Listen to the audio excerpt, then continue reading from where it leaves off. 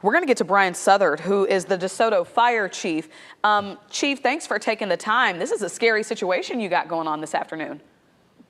Yes, ma'am. It is keeping us busy, that's for sure.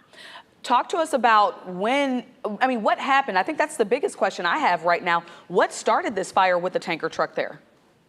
Well, we won't be 100% sure till we get the fire out and look, but it looks like it might have started up in the engine compartment of the cab and then, of course, burned back to the tank. And it's a 5,000-gallon diesel tanker. So once it got into the diesel, that's when the problems began. It looks like your crew got out there fast, Chief Southard, and they really have been putting a lot of water. Talk to us about what you're using to try to tamp this thing down.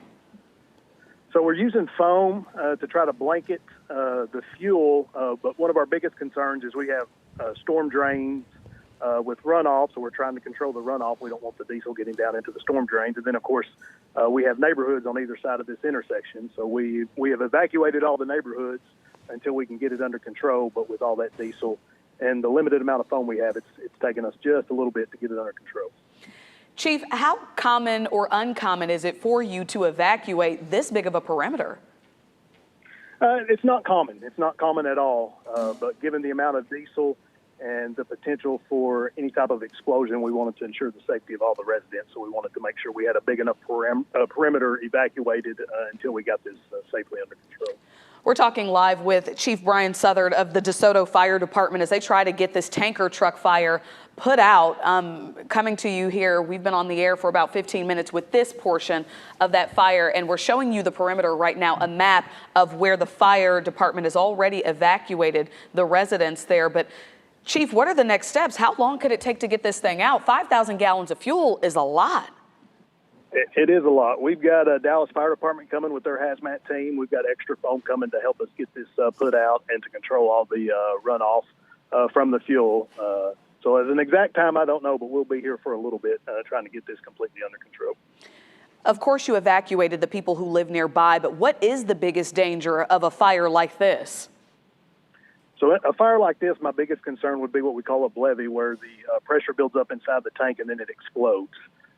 So this tank had a hole punctured in it pretty early on in the fire, which prevented any type of major explosion, but it just allowed that fuel to continue to burn.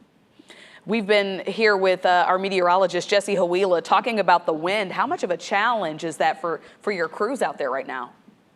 Yeah, that was the biggest challenge when we initially arrived, was position ourselves using the wind to stay upwind from this fire so that we could get into it and start putting water on it. So it took us a little bit running around the different streets to get positioned properly because of the wind. Now, Chief, I know you're busy. I only have one more question for you. How are you going to notify the folks who live in the area when it is safe to kind of go back home? So kind of the same way we notify them to evacuate, we have a system that we can pinpoint what houses we want to call. It's a reverse 911 system, and so we initiated that system to evacuate their homes, and we'll also initiate that system to let them know it's safe to return. Chief Southard with the Desoto Fire Department, we want to say thank you for taking the time, and safety to your crews out there as they really try to fight this fire that has been burning nonstop.